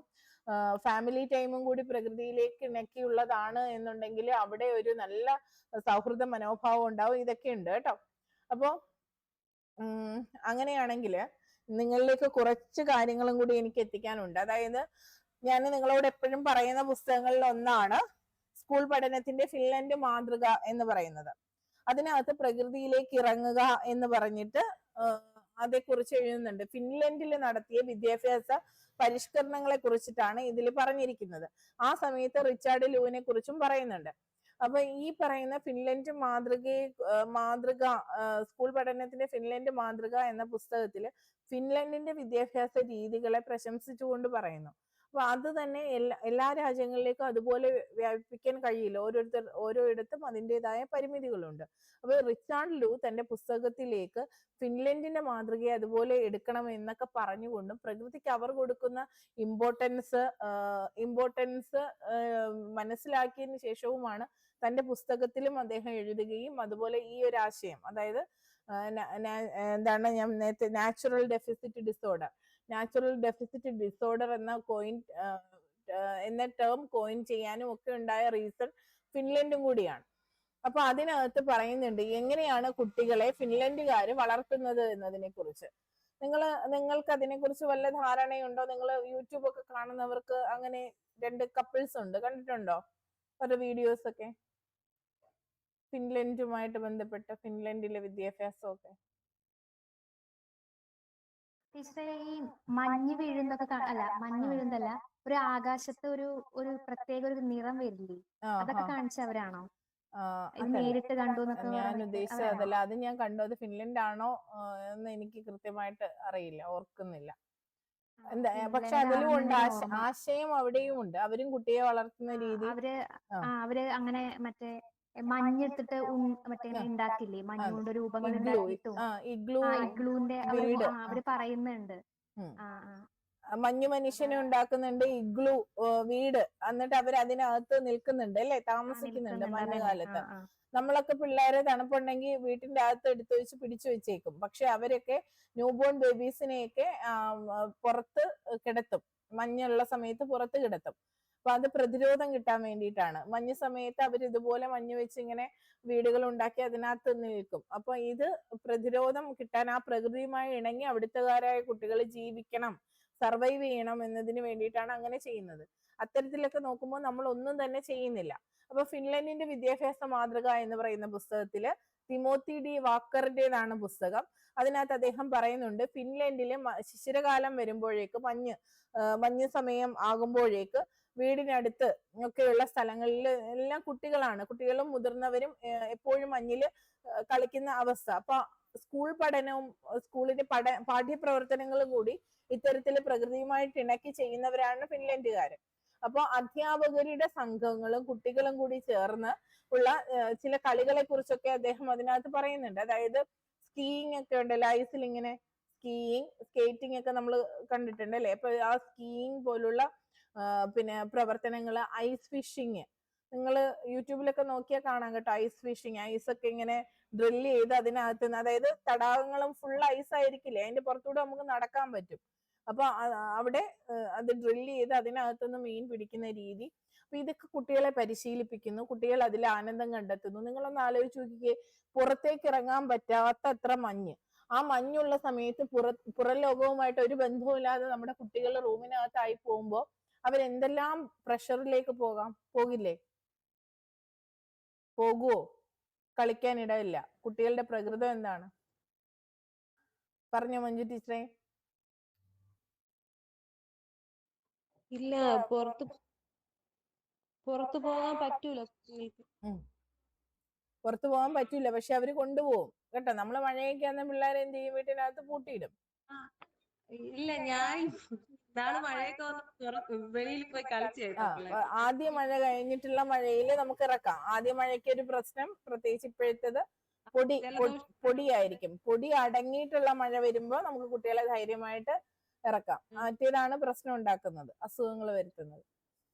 അപ്പൊ അങ്ങനെ അത് ആസ്വദിക്കട്ടെ എന്ന് പറഞ്ഞ് ഒരു വെളിയിൽ പോയി കളിച്ചിട്ടൊക്കെ വന്ന് ഇപ്പൊ മഴ വരുമ്പോഴേ ഓടിപ്പോവും ഇവിടെയും അങ്ങനെയൊക്കെ തന്നെയാണ്. അപ്പോ അങ്ങനെ ഇപ്പോ ഈ ഫിൻലൻഡില് കുട്ടികൾക്ക് ഇങ്ങനെയുള്ള അവസരങ്ങൾ അവർ കൊടുക്കുന്നു. അപ്പൊ അവർ ഇതുമായി പൊരുത്തപ്പെടുന്നു. അപ്പൊ അധ്യയനം നടക്കുന്നുണ്ട്. ഈ ഒരു സമയത്തും കുട്ടികൾക്ക് പഠനം നടക്കുന്നുണ്ട്. കളികളിലൂടെയാണ് അവർ പഠിക്കുന്നത്, പ്രകൃതി അറിഞ്ഞാണ് അവർ പഠിക്കുന്നത്. ഒപ്പം അധ്യാപകരും ഉണ്ട്, അവരെ തന്നെ ആസ്വദിക്കുകയാണ് ചെയ്യുന്നത്. റൂമിനകത്തേക്ക് അടച്ചിരിക്കുന്നില്ല, കാലാവസ്ഥയെ പഴിച്ചുകൊണ്ട് അവർ മൊബൈൽ ഫോണിനകത്തേക്ക് അഡിക്റ്റ് ആവുന്നില്ല. നിരന്തരം കുട്ടികൾ പ്രവർത്തിച്ചുകൊണ്ടിരിക്കുകയാണ്. അപ്പൊ അതുപോലെ തന്നെ ഇതിനകത്ത് പറയുന്ന മറ്റൊരു കാര്യമുണ്ട്. ഫിൻലൻഡിന്റെ വിദ്യാഭ്യാസ മാതൃകയിൽ അവിടുത്തുകാരാണ് ഏറ്റവും സന്തോഷ സൂചികയിൽ എപ്പോഴും ഇടം നേടുന്നത്. ഇപ്പൊ 8ാമത്തെ തവണയും അവരെ തന്നെയാണെന്ന് തോന്നുന്നു, ഫിൻലൻഡിനെയാണെന്ന് തോന്നുന്നു തിരഞ്ഞെടുത്തത് ഏറ്റവും സന്തോഷമുള്ള രാജ്യമായിട്ടൊക്കെ. അങ്ങനെയുണ്ടല്ലോ. അപ്പോൾ അതിനകത്ത് അത് കൺഫേം ചെയ്യണം. ഞാൻ എൻ്റെ ഓർമ്മയിൽ നിന്ന് പറഞ്ഞതാണ് കേട്ടോ. അപ്പോ അങ്ങനെ എന്താ ഒന്നാം സ്ഥാനം ഫിൻലൻഡ് എന്നും തോന്നുന്നു. ഇതിപ്പോ തുടർച്ചയായി 8ാം തവണ ഫിൻലൻഡ് ആണെന്ന് തോന്നുന്നു. അപ്പൊ അങ്ങനെ തന്നെ. അപ്പൊ ഇവര് ചെയ്യുന്നത് എന്ന് വെച്ചാല് നിശ്ചിത സമയമുണ്ട് ജോലിക്ക് നിശ്ചിത സമയം, അത് കഴിഞ്ഞ് പ്രകൃതിയിലേക്ക് ഇറങ്ങുകയാണ്. അതായത് കൂട്ടമായിട്ട് അവരൊരു പാർക്ക് അല്ലെങ്കിൽ പിന്നെ നടത്തയ്ക്ക് കുറച്ച് സമയം, ആളുകളുമായി സംസാരിക്കാൻ കുറച്ച് സമയം, അത് പ്രകൃതിയുമായി ഇണക്കി തന്നെ അവർ കൊണ്ടുപോകുന്നു. അവിടെ ഔട്ട്ഡോർ ഗെയിമുകൾ കളിക്കുന്നു. അങ്ങനെ കുറച്ച് സെക്ഷൻസ് അവർക്ക് കൊടുക്കുന്നു. അതായത് ജോലിയുടെ മണിക്കൂറുകൾ അവർ കൃത്യമായി പറയുന്നുണ്ട്. അത്രയും സമയം ജോലിയും ഇത്ര സമയം അവര് മസ്റ്റായിട്ടും ഇങ്ങനെ പ്രകൃതിയുമായി ഇണങ്ങാനായിട്ടുള്ള അവസരവും കൊടുക്കുന്നു. അപ്പൊ വളരെ പ്രൊഡക്റ്റീവ് ആയിട്ടുള്ള ഒരു ജനറേഷൻ ആണോ? നിങ്ങൾ തന്നെ ഒന്ന് ആലോചിച്ച് നോക്കൂ. നമുക്ക് ഏറ്റവും കൂടുതൽ നമ്മൾ അനുഭവിക്കുന്നത് സ്ട്രെസ്സാണ്. അപ്പൊ ഇതൊന്നും ഇല്ലാതെ സൗഹൃദ വേദികൾ വേണമെന്ന് പറയുന്നത് ഇക്കിഗായ് എന്ന് പറയുന്ന ഒരു പുസ്തകമുണ്ട്, ജാപ്പനീസ് ജീവിത രീതിയെ കുറിച്ച് പറയുന്നത്. ഇക്കിഗായ് ഒരുപാട് ഫേമസ് ആയിട്ടുള്ള പുസ്തകമാണ്. അതിനകത്ത് ഇത് തന്നെയാണ് പറയുന്നത്. നമ്മൾ സംഘമായി ഇരിക്കണം, കുറച്ച് സമയം സംഘമായി ഇരിക്കണം. സംഘം ചേർന്ന് സംസാരിക്കുകയും കളിക്കുകയും ഒക്കെ ചെയ്യുമ്പോൾ ആയുസ് കൂടും, ആരോഗ്യം കൂടും, സൗന്ദര്യം കൂടും എന്നൊക്കെ ഉള്ള കാര്യങ്ങൾ പറയുന്നുണ്ട്. ഹാപ്പിനെസ് ആണ് നമ്മളുടെ ഈ കാര്യങ്ങളെയൊക്കെ നിയന്ത്രിക്കുന്നതെന്ന്. അപ്പോൾ ഫിൻലൻഡിലും അതേ രീതി, അത് കുട്ടിക്കാലം തൊട്ട് തന്നെ, സ്കൂളുകൾ തൊട്ട് തന്നെ അത് പരിശീലിപ്പിക്കുകയാണ്. ഞാൻ ഇതൊക്കെ എന്തിനാണ് പറയുന്നതെന്ന് ഇനി ആരെങ്കിലും ചിന്തിക്കുന്നുണ്ടോ എന്തോ. സ്കൂളുകളിലും അത് പരിശീലിപ്പിക്കുന്നു. 15 മിനിറ്റ് കഴിയുമ്പോൾ അവരുടെ പഠന പ്രവർത്തനങ്ങളിൽ ക്ലാസ് റൂമുകളിൽ വ്യത്യാസം വരുത്തുന്നു. പിന്നെ അവരെ പുറത്തേക്ക് കൊണ്ടുപോകുന്നു, അല്ലെങ്കിൽ അകത്ത് തന്നെ ഒരു കളി ഏർപ്പെടുത്തുന്നു. അത് കഴിഞ്ഞ് വീണ്ടും അവരെ പഠിപ്പിക്കുന്നു. ആ ഒരു രീതിയിലാകുമ്പോൾ കുട്ടികൾ വളരെ നന്നായിട്ട് എനർജറ്റിക് ആയിട്ട് പഠിക്കുന്നു. അവിടെ കാണാപ്പാഠം പഠിക്കുന്നില്ല, അവര് ഓർത്ത് വെച്ച് പിന്നെ ഒരുപാട് സ്ട്രെസ് ചെയ്ത് ഓർക്കുന്നില്ല. വളരെ എന്താണ് യാന്ത്രികമല്ലാതെ വളരെ സ്വാഭാവികമായി നടക്കുന്ന പഠന രീതി. അധ്യാപകരും എൻജോയ് ചെയ്യുന്നു, കുട്ടികളും എൻജോയ് ചെയ്യുന്നു. നമ്മുടെ ഇവിടെ സ്ട്രെസ് അനുഭവിക്കുന്നവരാണ് ടീച്ചേഴ്സ്, നമ്മുടെ കേരളത്തിൽ പ്രത്യേകിച്ച്.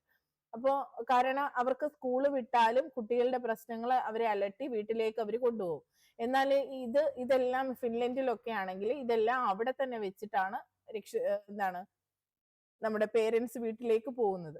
അപ്പോഴും അവരുടെ കുട്ടികൾ സുരക്ഷിതരാണ്. കാരണം അവിടുത്തെ ഗവൺമെന്റ് അവലംബിച്ച രീതി അങ്ങനെയാണ്. കുട്ടികൾക്ക് ഹാപ്പിനെസ് ഉണ്ടാകാനുള്ള എല്ലാ പ്രോജക്റ്റുകളും അവിടെ നടപ്പിലാക്കുന്നുണ്ട്. കുട്ടികൾ ഹാപ്പി ആയിരിക്കണമെങ്കിൽ വീട്ടിൽ ആ സാഹചര്യം വേണം. അപ്പൊ വീട്ടുകാരെ ഹാപ്പി ആക്കി വെക്കാനുള്ള പ്രവർത്തനങ്ങൾ നടക്കുന്നുണ്ട്. തൊഴിലിന്റെ സ്ട്രെസ്സുകളില്ല. ഇതെല്ലാം വരുമ്പോൾ നല്ല സന്തോഷമുള്ള ഒരു സമൂഹം. ഇതൊരു കെട്ടുകഥയല്ല, ഇതൊരു മാജിക് വേൾഡ് അല്ല, ഇത് നമ്മളുടെ ലോകത്ത് തന്നെ നടന്ന കാര്യങ്ങളാണ്. അപ്പൊ ഇത് നമുക്ക് പ്രാവർത്തികമാക്കാൻ പറ്റില്ലേ? പറ്റുമോ? എല്ലാരും പോയോ? അങ്ങനെയാണെങ്കിൽ ഈ നാച്ചുറൽ ഡെഫിസിറ്റ്, ഈ ഒരു അവസ്ഥയെ നമുക്ക് എങ്ങനെ മറികടക്കാനായിട്ട് എന്തൊക്കെ ചെയ്യാം? നാച്ചുറൽ ഡെഫിസിറ്റ് ഡിസോർഡർ എന്ന് പറയുന്ന അവസ്ഥ, അതെന്താണെന്ന് മനസ്സിലായോ? പ്രകൃതിയുമായി ഇടപഴകാൻ അവസരം കൊടുക്കാതെ വരുമ്പോൾ കുട്ടികളിലും മുതിർന്നവരിലും മാനസികമായ സമ്മർദ്ദങ്ങൾ ഉണ്ടാകുന്ന, അതുപോലെ തന്നെ സന്തോഷമില്ലായ്മ വരുന്ന ഈ ഒരു അവസ്ഥയാണ് നമ്മൾ ഈ നാച്ചുറൽ ഡെഫിസിറ്റ് ഡിസോർഡർ എന്ന് പറയുന്നത്. നേച്ചറുമായിട്ട് ഇടപഴകാതെ വരുമ്പോൾ ഉണ്ടാകുന്നതാണ് ഇവയൊക്കെ. അതായത് റൂമിനകത്തേക്കാകുമ്പോൾ, ഈ സാങ്കേതികത്വത്തിനകത്തേക്ക് ആണ്ടുപോകുമ്പോൾ ഒക്കെ സംഭവിക്കുന്ന ഒരു അവസ്ഥയാണിത്. മനസ്സിലായല്ലോ? നമ്മുടെ കുട്ടികൾക്ക് ഇപ്പൊ സംഭവിക്കുന്നത് തന്നെ. ഞാൻ പറഞ്ഞില്ലേ, പെട്ടികളിലാണ് കുട്ടികൾ എന്ന്. പിന്നെ നമ്മളുടെ മുഖ്യമന്ത്രി അഭിപ്രായപ്പെട്ടതുപോലെ. അപ്പൊ ഇതിന് പരിഹാരം എന്തൊക്കെയാണ്? അൻഷ പറഞ്ഞോ, അനീഷ് ടീച്ചർ പറഞ്ഞു. പിന്നെ പരിഹാരമായിട്ട് നമുക്ക് കുട്ടികളെ പ്രകൃതിയിലേക്ക് ഇറങ്ങാനുള്ള അവസരം ഉണ്ടാക്കി കൊടുക്കുക. പ്രകൃതി പ്രതിഭാസങ്ങളിലൊക്കെ അവര് ഇണങ്ങി വളരാനുള്ള അവസരം കൊടുക്കണം. അതെങ്ങനെ കൊടുക്കാം? അതെങ്ങനെ കൊടുക്കാം? അത് മഴയാണെങ്കിലും വെയിലാണെങ്കിലും ഒക്കെ അതിലേക്ക് ഇറങ്ങാൻ അവസരം കൊടുക്കുമ്പോൾ അത് അവർക്ക് പ്രതിശക്തി കൂട്ടും. അവർക്ക് ആ പ്രകൃതി പൊരുത്തപ്പെടാൻ കഴിയും, കാലാവസ്ഥമായിട്ടും ഒക്കെ പൊരുത്തപ്പെടാൻ കഴിയും. അങ്ങനെ നമ്മൾ ഓരോ പഠനമാണെങ്കിലും നമ്മൾ സ്കൂളിലെ പ്രവർത്തനങ്ങളാണെങ്കിലും ഇപ്പോൾ സ്കൂളിൽ പഠനങ്ങൾക്കൊക്കെ അവസരം ഉണ്ടല്ലോ. അപ്പോൾ അവരെ പുറത്തേക്ക് ഇറങ്ങി ഒരു എന്താണെങ്കിലും, ഒരു മരമാണ് ആവാസ വ്യവസ്ഥ ആണോ എന്ന് അറിയാനാണെങ്കിൽ കുട്ടികളെ മരത്തിന്റെ അവിടേക്ക് തന്നെ പ്ലാവാണെങ്കിൽ അവിടെ കൊണ്ടുപോയി, താൽമരാണെങ്കിൽ അവിടെ കൊണ്ടുപോയി കണ്ട് മനസ്സിലാക്കാനുള്ള അവസരം കൊടുക്കുമ്പോൾ അവർക്ക് നല്ല കുറച്ചുകൂടി പോയിന്റ്സ് വരാനുണ്ട്. ഓക്കെ ഓക്കെ, ഇനി വേറൊരാൾക്ക് ഒരു അവസരം കൊടുക്കട്ടെ. സുസ്മിത ടീച്ചർ എന്ന് പറഞ്ഞു നോക്കിക്കോ വീഡിയോ. സാരിയെ കൊടുത്ത് ഇത് പോയിട്ട് വന്നത്, അമ്പലത്തിൽ പോയിട്ട് വന്ന.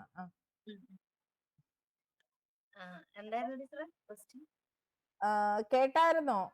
നാച്ചുറൽ ഡെഫിസിറ്റ് ഡിസോർഡർ അതില്ലായ്മ ചെയ്യാനായിട്ട് നമുക്ക് എന്തൊക്കെ ചെയ്യാനാകും? പ്രകൃതിയുമായിട്ട് ഇണങ്ങാൻ കൂടുതൽ അവസരം കൊടുക്കണം കുട്ടികൾക്ക്. ആ അവസരം എങ്ങനെ കൊടുക്കാം? അത് ഇപ്പോ വീട്ടിൽ നിന്നും സ്കൂളിൽ നിന്നും അധ്യാപകരും രക്ഷിതാക്കളും ശ്രദ്ധിച്ചുകൊണ്ട്, ഇപ്പോ സ്കൂളിലാണെങ്കിൽ നമുക്ക് പ്രകൃതിയോട് ഇണങ്ങിക്കൊണ്ടുള്ള പഠനം എന്ന് പറയുമ്പോൾ ജൈവ വൈവിധ്യോദ്യാനം, ശലഭോദ്യാനം, അതുപോലെ വാതിൽപ്പുറ പഠനങ്ങളായ ഫീൽഡ് ട്രിപ്പ്, ആവാസ വ്യവസ്ഥകള്, പാടം, കുളം, ഇങ്ങനത്തെ കാര്യങ്ങളൊക്കെ അവരെ അതിലേക്ക് ഇറക്കിക്കൊണ്ട് പോയിട്ട് അവിടേക്ക് കൊണ്ടുപോയി കാണിച്ച് പരിചയപ്പെടുത്താം. അങ്ങനെ പല അവസരങ്ങളും സ്കൂളിൽ ഉണ്ടാക്കാം. വീട്ടിലാണെങ്കിലും നമുക്ക് രക്ഷിതാക്കളുമായി ബന്ധപ്പെട്ട് അവരോട് സംസാരിച്ചപ്പോ, എന്റെ വീട്ടിലൊക്കെ ആണെങ്കിൽ ഒരു ചെറിയ രീതിയിൽ ഒരു കൃഷിയും കാര്യങ്ങളൊക്കെ ഉണ്ട്. അപ്പൊ എന്റെ മക്കൾ അവിടെ ചെയ്യാറുണ്ട്. അവിടെ വന്ന് അവർക്ക് പറ്റുന്ന പോലെയൊക്കെ കളപറിക്കാനും ഒക്കെ അവരും കൂടാറുണ്ട്. അപ്പൊ അങ്ങനെയൊക്കെ രീതിയിൽ നമുക്ക് ഉൾപ്പെടുത്താം. ഓക്കെ മതി.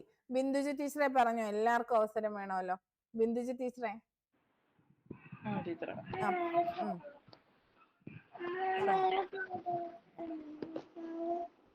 പുതിയ ആശയങ്ങൾ എന്തെങ്കിലും? എന്താണ് വാവ പറയുന്നേ? ഉറക്കം വരുന്നോ? എടുക്കാം, ഞാൻ എടുത്താ മതിയോ? പൊന്നെ പൊന്നെ സുഖാണോ?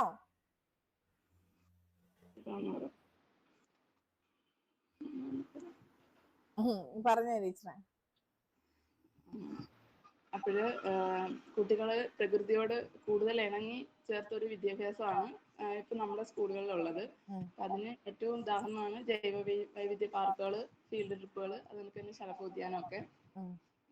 മാത്രമല്ല, പാഠപുസ്തകത്തിലും കുട്ടികൾ കൂടുതൽ പ്രകൃതിയോട് ചേർത്തക്ക തരത്തിലുള്ള പ്രവർത്തനങ്ങളൊക്കെ ഉൾപ്പെടുത്തിയിട്ടുണ്ട്. ഉദാഹരണമായിട്ട് 5ാം ക്ലാസ്സിലെ ഫസ്റ്റ് പാഠം എന്ന് പറയുന്നത് സസ്യലോകത്തെ അടുത്തറിയാമെന്ന് പറയുന്ന, അതിനകത്ത് തന്നെ ഇപ്പം എക്സാമ്പിളായിട്ട് സ്ഥിരാവിന്യാസമൊക്കെ പഠിപ്പിക്കുകയാണെങ്കിൽ കുട്ടികളോട് വീട്ടിൽ പോയി പലതരത്തിലുള്ള ഇലകൾ കളക്ട് ചെയ്ത് അത് നിരീക്ഷിച്ച് കണ്ടെത്തി ആൽബം പോലൊക്കെ തയ്യാറാക്കാനും അങ്ങനെയുള്ള പലതരം പ്രവർത്തനങ്ങൾ നമ്മുടെ പുസ്തകത്തിൽ ഉൾപ്പെടുത്തിയിട്ടുണ്ട്. പഠിക്കാനുള്ള അവസരങ്ങൾ പ്രകൃതിയുമായി ഇണക്കി കൊടുത്തു.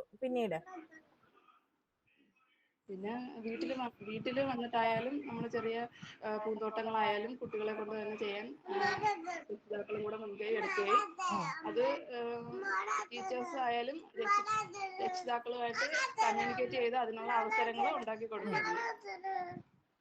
എന്താണ് ഫാൻ ഇടണോ? അല്ല, അത് എടുത്തു കൊടുക്കാൻ പറഞ്ഞത്. ഓക്കെ ടീച്ചറെ, ഓക്കെ. ഇനി റെജീന ടീച്ചറെ.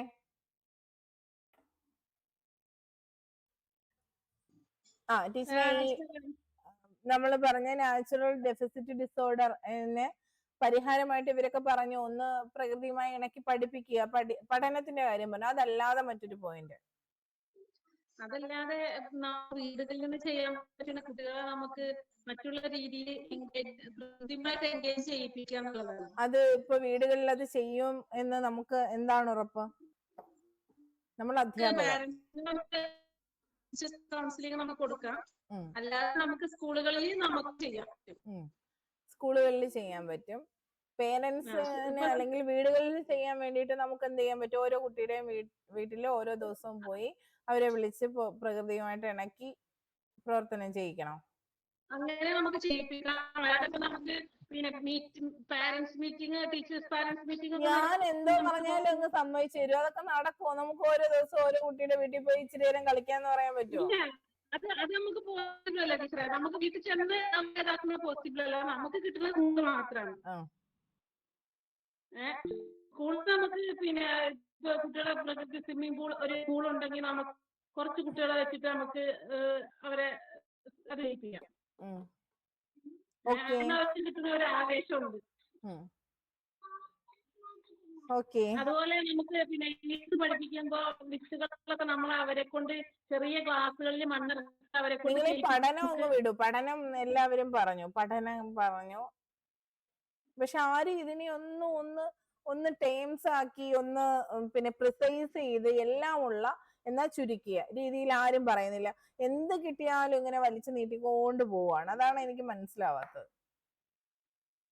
റെജിന ടീച്ചറെ മതി, ഓഫ് ആക്കിക്കോളൂ. ഓരോരുത്തർക്കും വേറൊന്നും കൊണ്ടല്ല, സമയം പോകുന്നത് കൊണ്ടാണ്. എല്ലാവരും ഇങ്ങനെ ഈ ഒരു രീതിയിലേക്ക് പോവാണ്.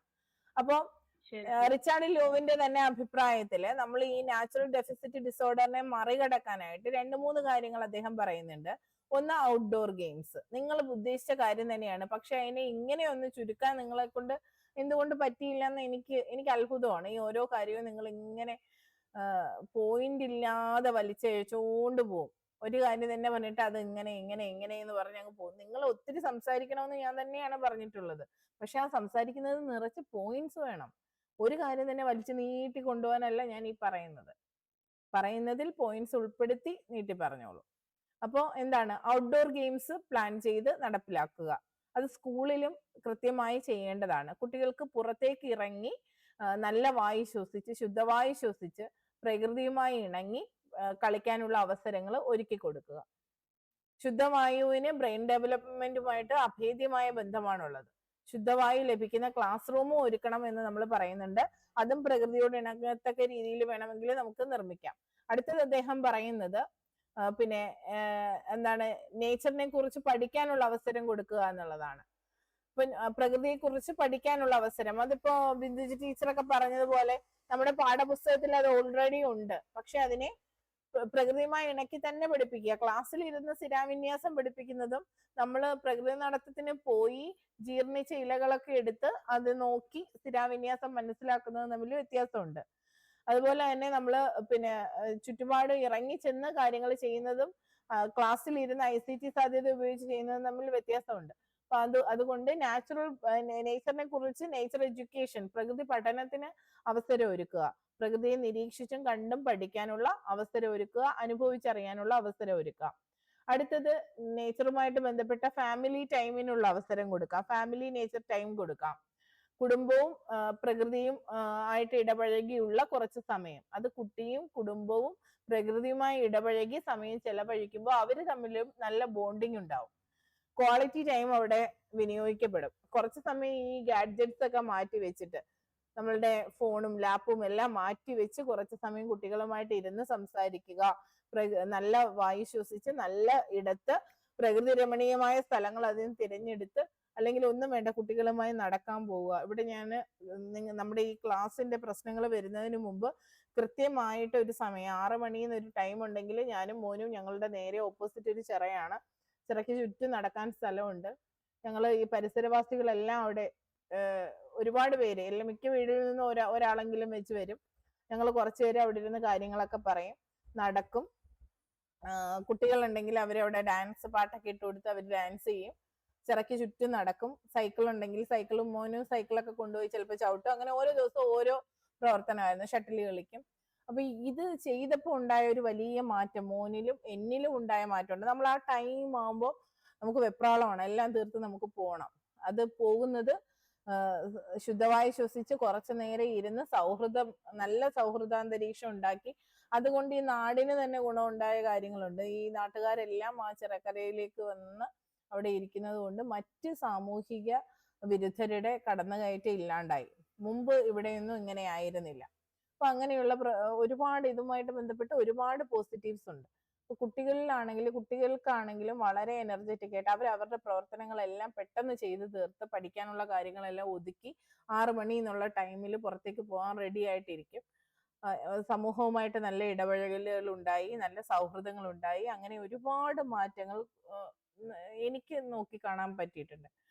അപ്പോൾ ഇങ്ങനെയുള്ള ഫാമിലി ടൈംസ് വളരെ ഇമ്പോർട്ടൻ്റ് ആണ്. അതിന് എനിക്ക് പറ്റുന്നില്ല എന്ന് വന്നപ്പോഴാണ് ഞാൻ ഇവിടെ എൻ്റെ സ്പേസിലേക്ക് കുറച്ചുകൂടി ചെടികളും ഒക്കെ ആഡ് ചെയ്ത് ഞങ്ങൾക്ക് 2 പേർക്കും വന്നിരിക്കാനുള്ള ഒരു സ്ഥലം ക്രിയേറ്റ് ചെയ്ത് അവിടെ കുറച്ച് സമയം വന്നിരിക്കുന്ന ഒരു രീതി ഉണ്ടാക്കിയെടുത്തത്. അപ്പൊ ഏതെങ്കിലുമൊക്കെ രീതിയിൽ പ്രകൃതിയുമായിട്ട് കണക്ട് ചെയ്ത് കുറച്ച് ഇലയും പച്ചപ്പും പൂക്കളും ഒക്കെ കാണുന്ന ഒരു അവസരം ഉണ്ടാക്കി കൊടുക്കേണ്ടത് അത്യാവശ്യം തന്നെയാണ്. അപ്പോൾ ഇതൊക്കെയാണ് പ്രകൃതിയുമായി ബന്ധപ്പെട്ട കാര്യങ്ങൾ. ഇനി ഈ പുസ്തകത്തിലാണെങ്കിൽ ഒരുപാട് ഓരോ വരിയും കളയാനില്ലാതെ നമ്മൾ ഡിസ്കസ് ചെയ്യേണ്ട കാര്യങ്ങളാണ്. ഇവയൊക്കെ നമുക്ക് കണക്ട് ചെയ്ത് സംസാരിക്കാനും പറ്റും. ഇപ്പൊ നമ്മളോട് എങ്ങനെയാണ് പരിസര പഠനം സാധ്യമാക്കേണ്ടത് എന്ന് ചോദ്യം വന്നിട്ടുണ്ട്. EVSന്റെ പഠന രീതികളെ കുറിച്ച് ചോദ്യങ്ങൾ വന്നിട്ടുണ്ട്. അതുപോലെ തന്നെ പ്രകൃതി പഠനം എങ്ങനെ നടത്താം, അല്ലെങ്കിൽ ദാർശനികരെ ചോദിക്കുമ്പോൾ ഇതെല്ലാം കണക്ട് ചെയ്തത്. റൂസോ കുറിച്ച് ചോദിക്കുമ്പോൾ ഇതെല്ലാം നമുക്ക് പറയാം. എന്തുകൊണ്ടാണ് റൂസോ ഇങ്ങനെ പറഞ്ഞത്, പ്രകൃതിയിൽ കുട്ടിയെ ഇറക്കി വിടുക എന്ന് പറഞ്ഞത് എന്തുകൊണ്ടാണെന്ന് ചോദിക്കുമ്പോൾ ഇനിയിപ്പോ നമുക്ക് ഇത്രയും ഡിസ്കഷൻസിന്റെ പോയിന്റ്സ് ഉപയോഗിച്ച് പറയാം. ഇനി ഇതൊന്നുമല്ല ഈ ക്ലാസ്സിൽ നടന്ന മറ്റൊരു കാര്യം എന്ന് പറഞ്ഞാൽ, നിങ്ങൾക്ക് ഇത്രയും നന്നായി അറിയാവുന്ന കാര്യത്തെ പോലും നിങ്ങൾക്ക് ആ ചോദ്യത്തിന്റെ ഉള്ളിൽ നിന്ന് പറയാൻ പറ്റിയോ ഇല്ലയോ എന്നത് നിങ്ങൾ ഒന്നുകൂടി അനലൈസ് ചെയ്ത് നോക്കുക. അപ്പോൾ സംസാരത്തെ കൺട്രോൾ ചെയ്യുക എന്നുള്ളത്, ചോദ്യം അറിഞ്ഞ് സംസാരിക്കുക എന്നുള്ളത്, ഇതെല്ലാം പ്രാക്ടീസ് ഇവിടെ നടക്കുകയാണ്. അത് ആ ചോദ്യം അതുപടി വന്നോ ഇല്ലയോ, നിങ്ങൾ ചോദ്യം കേട്ട് ഉത്തരം പറയാനുള്ള പ്രാക്ടീസ്. അതിന് ഏത് പൊട്ട ക്വസ്റ്റ്യൻ ആണെങ്കിലും അത് കേട്ട് അതിന് മാത്രം ഉത്തരം പറയുന്ന രീതി അവലംബിക്കുക. അത് ഒൺ വേർഡിലായി പോകരുത്. കുറച്ച് സെന്റൻസുകൾ ഉണ്ടാവണം. ആ സെന്റൻസുകളിൽ നിറയെ പോയിന്റ്സും ഉണ്ടാവണം. ഒരു കാര്യം തന്നെ ഇങ്ങനെ അറിയാത്തവരാണ്, സമയം കളയാനാണ് ഇങ്ങനെ അതേക്കുറിച്ച് തന്നെ ഇങ്ങനെ പറഞ്ഞു പോകുന്നത്. ഓക്കെ ആണോ? കൊഴിഞ്ഞു പോയി 9 പേരായി. ടീച്ചർ ഒരു കാര്യം പറയട്ടെ. ടീച്ചർ 2 ദിവസത്തെ ഇന്നലത്തെയാണോ പത്രത്തില് മാനവ് എന്ന് പറഞ്ഞിട്ട് ഒരു പയ്യനെ കുറിച്ചുണ്ടായിരുന്നില്ലേ? പ്രകൃതി പഠനത്തിൽ നിന്നാണ് ടീച്ചറെ. അത് അട്ടപ്പാടി എന്നാണ് ആ കുട്ടി, പാലക്കാട് അട്ടപ്പാടി എന്നാണ്, അഗളി എന്നാണ്. അപ്പോ ഗേറ്റ് എക്സാം ക്ലിയർ ചെയ്തു. അപ്പൊ ആ കുട്ടി പഠിക്കുന്നത് പ്രകൃതിയിൽ നിന്നാണ് പഠനം. ആ കുട്ടിയുടെ വിഷയം എന്ന് പറയുന്നത് ഇക്കോളജിയാണ് എടുത്തിരിക്കുന്നത്. പക്ഷെ കുട്ടിയുടെ പഠനത്തെ കുറിച്ച് പറയുന്നത് പ്രകൃതിയുമായിട്ട് ഇണങ്ങി നിരീക്ഷിച്ച് അങ്ങനെ പഠിച്ചിട്ടാണ് ശരിക്കും ആ കുട്ടി അത് ക്വാളിഫൈ ചെയ്തത്, ഗേറ്റ് ക്വാളിഫൈ ചെയ്യുന്നത്. അപ്പൊ അതിനെ കുറിച്ചൊരു വാർത്ത കൊടുത്തിട്ടുണ്ടായിരുന്നു. അതിൽ പറയുന്നുണ്ട് പ്രകൃതി പഠനത്തിന്റെ പ്രാധാന്യം, എങ്ങനെയാ പഠിച്ചത്, സ്വയം പഠിക്കുക ചെയ്തത്, അതും പ്രകൃതിയിൽ നിന്ന്. ഓക്കെ, നമുക്കത് കുട്ടികളിലേക്ക് എത്തിക്കാം. അത് പറഞ്ഞത് കാര്യമായി. ഞാൻ പറഞ്ഞില്ലേ, എന്റെ കയ്യിലുള്ള കുറെ ക്വാളിറ്റീസ് ഇങ്ങനെ എന്റെ ചില സാഹചര്യങ്ങൾ കൊണ്ട് ഇങ്ങനെ എല്ലാം ഇങ്ങനെ കയ്യിൽ നിന്ന് പോയി നിന്നിട്ട് വീണ്ടും റീസ്റ്റാർട്ട് ചെയ്യാണ്. അപ്പൊ അതുകൊണ്ടാണ് ഞാനും പത്രങ്ങളിൽ നിന്ന് വിട്ടു. അതുകൊണ്ടാണ് നിങ്ങളോട് പറഞ്ഞത് പത്രവാർത്ത കൃത്യമായിട്ട് എഴുതണേന്ന്. ഞാൻ അതുകൊണ്ട് തന്നെയാണ് ഓർത്തതും. എനിക്ക് പറ്റാഞ്ഞപ്പോഴാണ് നിങ്ങളെ കൊണ്ടത്, നിങ്ങൾ ഇനി വിട്ടുപോയിട്ടുണ്ടോ എന്നറിയാൻ വേണ്ടിയിട്ടാണ് വീണ്ടും നിങ്ങളോട് പറഞ്ഞത്. അശ്വതി ടീച്ചറെ, ആ വാർത്ത നമുക്ക് ഇവരിലേക്ക് എത്തിക്കണം. അത് വോയിസ് ആക്കിയോ അല്ലെങ്കിൽ ന്യൂസ് ആയോ നമുക്ക് ഇടാം കേട്ടോ. അപ്പൊ ടീച്ചർ ഈ പറഞ്ഞതുപോലെ ഈ രീതിയിലുള്ള പഠനം സഹായിച്ച ഒരുപാട് വ്യക്തികളുണ്ട്. ഈ പ്രകൃതിയുമായി ഇണങ്ങിയ പഠനങ്ങള് നമ്മൾ ഈ പലരെയും നമുക്ക് തോന്നും സ്കൂൾ വിദ്യാഭ്യാസമാണ് ഏറ്റവും വലിയ വിദ്യാഭ്യാസം എന്ന് നമുക്ക് തോന്നാറുണ്ട്. ഡിഗ്രി നേടണം, PG നേടണം എന്നൊക്കെ. ഇപ്പൊ നമ്മള് എമ്പുരാൻ സിനിമ റിലീസാണ് അല്ലെ നാളെ. അപ്പോൾ അതുമായിട്ട് ബന്ധപ്പെട്ട ഒരുപാട് ഇന്റർവ്യൂ, അതിന് മുമ്പുമുള്ള ഇന്റർവ്യൂസിനകത്ത് നടൻ പൃഥ്വിരാജ് പറയുന്നുണ്ട്, എനിക്കൊരു ക്വാളിഫിക്കേഷൻസ് ഇല്ല, പറയത്തക്ക ക്വാളിഫിക്കേഷൻ ഇല്ല, +2 ആണ് എൻ്റെ ക്വാളിഫിക്കേഷൻ എന്ന്. അദ്ദേഹം സംസാരിക്കുന്നത് പോലെ ഇംഗ്ലീഷിൽ സംസാരിക്കാൻ നമുക്ക് പലർക്കും പറ്റില്ല. ഒരുപാട് ക്വാളിഫിക്കേഷൻസ് ഉള്ളവർക്ക് പോലും അത് പറ്റുന്നില്ല. സിനിമയെ ഇത്രത്തോളം അറിഞ്ഞ ഒരു സംവിധായകൻ എന്ന നിലയിലേക്ക് അദ്ദേഹം ഉയർന്നിട്ടുണ്ടെങ്കിൽ അതിന് നമ്മളുടെ ഫിലിം ഇൻസ്റ്റിറ്റ്യൂട്ടുകളിൽ പോയി പഠിച്ചിട്ടുള്ളവർക്ക് പോലും പറ്റിയിട്ടില്ല. അപ്പോൾ അങ്ങനെയുള്ള ഓരോ കഴിവ് ഇതൊന്നും സ്കൂളിൽ പോയി നേടുന്നതല്ല, ഇഷ്ടം കൊണ്ട് നേടുന്നതാണ് അല്ലെ, ഇഷ്ടം കൊണ്ട് അവരുടെ കഠിന പ്രയത്നങ്ങൾ കൊണ്ട് നേടുന്നതാണ്. ഇതുപോലെയാണ് പ്രകൃതിയുമായി ഇണങ്ങി മാത്രം ജീവിച്ചിട്ടുള്ള സ്കൂളുകളിൽ പോകാത്ത ഒരുപാട് പേർക്കുള്ള വിവരത്തിന്റെ നേരിയൊരു അംശം പോലും നമ്മളിലെ ചില അധ്യാപകർക്കോ ഈ ഒരുപാട് ക്വാളിഫിക്കേഷൻസ് പറയത്തക്ക ക്വാളിഫിക്കേഷൻസ് നേടിയവർക്കോ ഉണ്ടായിട്ടില്ല. പ്രകൃതി തന്നെയാണ് വലിയ പാഠപുസ്തകം. നമുക്ക് തരാൻ കഴിയുന്ന ഏറ്റവും വലിയ ആശയങ്ങളെല്ലാം അവിടെ നിന്നുണ്ടായിട്ടുള്ളതാണ്. കഥകളാണെങ്കിലും കവിതകളാണെങ്കിലും ഒക്കെ വലിയ വലിയ ആശയങ്ങളാണെങ്കിലും തത്വങ്ങളാണെങ്കിലും എല്ലാം ഉണ്ടായത് പ്രകൃതിയിൽ നിന്നും പ്രകൃതിയുടെ നന്മയിൽ നിന്നുമാണ്. അതുകൊണ്ടാണ് ഞാനും എപ്പോഴും ദൈവം എന്നതിനേക്കാൾ പ്രകൃതി ശക്തി അല്ലെങ്കിൽ യൂണിവേഴ്സൽ പവർ എന്നതിനെ കുറച്ചുകൂടി വിശ്വസിക്കുന്ന ഒരാളാണ്. അപ്പൊ ആ ഒരു രീതിയിലാണ് നമുക്ക് അനന്തമായ ഒരു അന്തവും ഇല്ലാത്ത അല്ലെ വിവരങ്ങൾ തരുന്ന ഒരേ ഒരു ഇടമാണ് ഈ പ്രകൃതി എന്ന് പറയുന്നത്. അപ്പൊ അവിടേക്കാണ് കുട്ടികൾ ഇറങ്ങി പഠിക്കേണ്ടത്. അത് എന്തുകൊണ്ടാണ് എന്നുള്ളതൊക്കെ ഒരുവിധം നമ്മൾ ഡിസ്കസ് ചെയ്ത് കഴിഞ്ഞു. ഇത് ഇന്നുകൊണ്ട് തീരുന്നതോ നാളെ കൊണ്ട് തീരുന്നതോ ആയ ഒരു ടോപ്പിക് അല്ല. അതുപോലെ തന്നെ നമ്മൾ ഈ മാതൃകകൾ ഇതിനുള്ള പരിഹാരങ്ങൾ പറഞ്ഞതിന്റെ കൂട്ടത്തില് ഫിൻലൻഡിലെ തന്നെ അവലംബിക്കുന്ന രീതിയായിരുന്നു ക്യാമ്പ് സ്കൂൾ എന്ന് പറയുന്ന ആശയം. അതായത് 5-6 ക്ലാസ്സുകളിലുള്ള കുട്ടികളെയാണ് സാധാരണയായിട്ട് ഇതിന് തിരഞ്ഞെടുക്കാറെന്നാണ് പറഞ്ഞിരിക്കുന്നത്. 5-6 ക്ലാസ്സിലേക്ക് കുട്ടികളും അധ്യാപകരും കൂടി കുറച്ച് ദിവസം പ്രകൃതിയിലേക്ക് ഇറങ്ങിച്ചെന്ന് ഏതെങ്കിലും ഒരു സ്ഥലം കണ്ടെത്തി അവിടെ ക്യാമ്പ് ചെയ്ത് അവിടെ ജീവിച്ച് അവിടെ പൊരുത്തപ്പെട്ട് അവിടെ ജീവിക്കുന്ന ഒരു രീതിയാണത്. അങ്ങനെ വരുമ്പോൾ അവിടെ അവര് വ്യത്യസ്ത ആക്ടിവിറ്റീസും കൂടി സംഘടിപ്പിക്കും. അധ്യാപകരും കുട്ടികൾക്കും എൻഗേജ് ചെയ്യാൻ പറ്റുന്ന വ്യത്യസ്ത ആക്ടിവിറ്റീസ് കണ്ടെത്തും. ചിലപ്പോൾ സ്പോർട്സിന് ഇമ്പോർട്ടൻസ് കൊടുക്കുമ്പോൾ സ്പോർട്സുമായി ബന്ധപ്പെട്ട ഏരിയകൾ തന്നെയായിരിക്കും അവരതിന് വേണ്ടിയിട്ട് സ്യൂട്ടബിൾ ആയിട്ട് കണ്ടെത്തുക. ഗണിതം പഠിക്കാൻ ഫിൻലൻഡിലെ കുട്ടികൾ അടുത്തുള്ള മലകളിലേക്ക് പോകും എന്ന് അധ്യാപകർ തിമോത്തി ഡി വാക്കറിനോട് പറഞ്ഞിട്ടുണ്ട് എന്ന കാര്യവും അദ്ദേഹം ഇതിനകത്ത് സൂചിപ്പിക്കുന്നുണ്ട്.